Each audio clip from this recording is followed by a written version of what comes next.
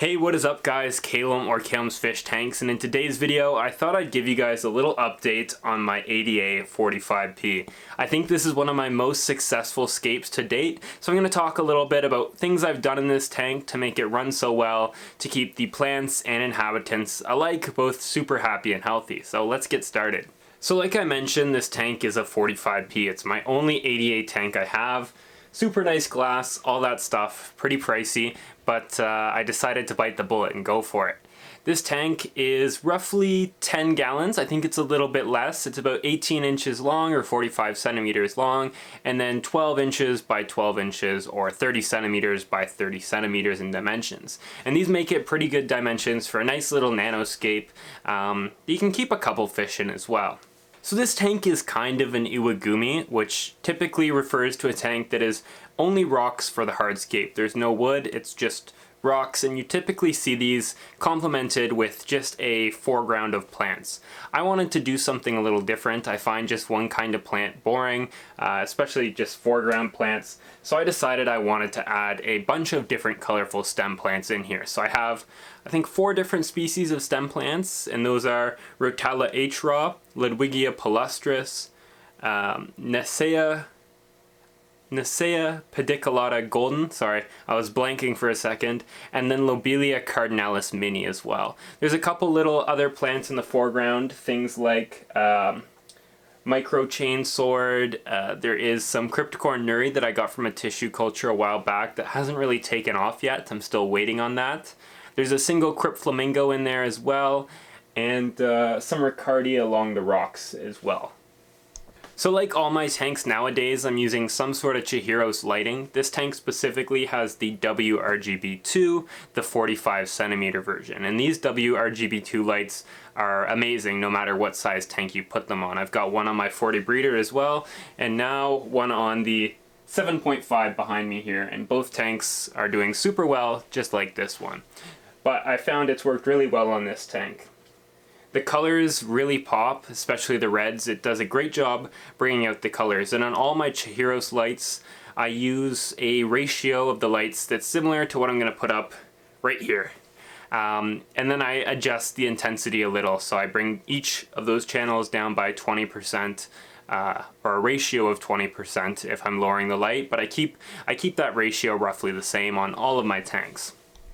I have the lights on for 6 hours a day with the CO2 coming on 1 hour before and turning off 1 hour before as well. I find this is a good amount of light, it's not too much, and yeah, all my plants seem to be happy and healthy with just 6 hours of light. So I've talked a lot about the plants, but let's talk a little bit about the inhabitants in this tank.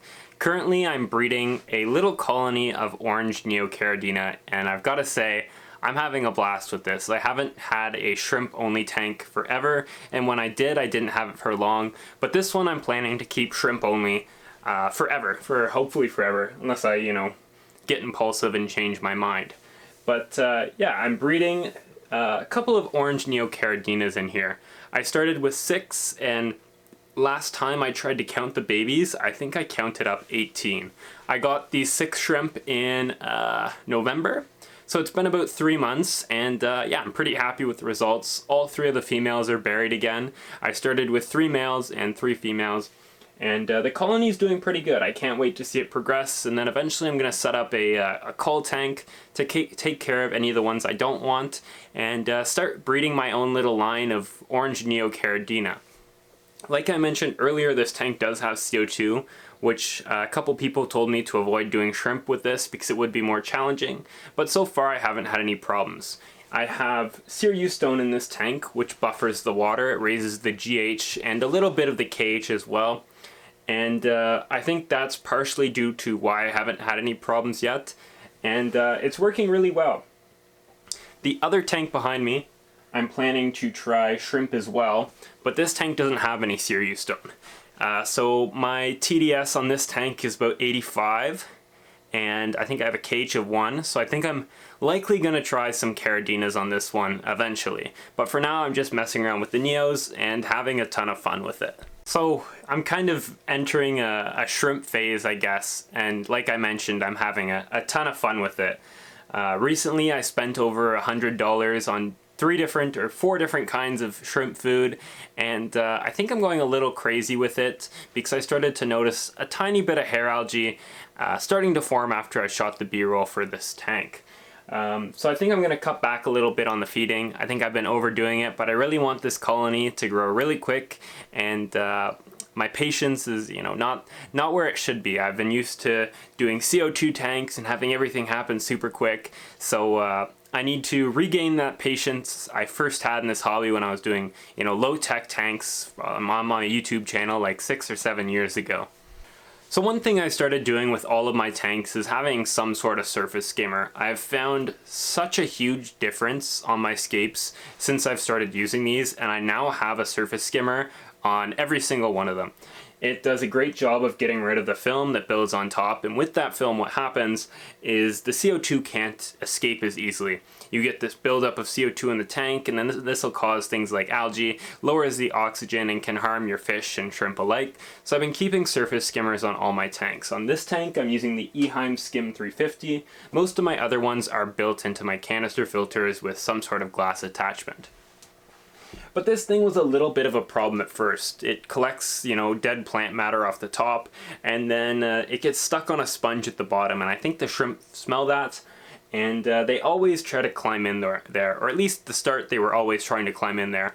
I think they learned their lesson because every time I've been checking it recently, there's been no shrimp in there, luckily. But when I started, there would always be a ton of shrimp in there collecting and foraging off those little plants that got sucked up, but thankfully it's a lot better now. So let's talk a little bit about maintenance for this tank. It's honestly super simple to maintain and a super stable tank, and I don't have to do much. I do a water change once a week, and that's usually only 20% or so, and that's because I want to keep the water conditions stable for these shrimp so they're happy and healthy, as well as a lot of the plants as well. After my water change every week, I add 1 pump of this Advitin Micro Lush.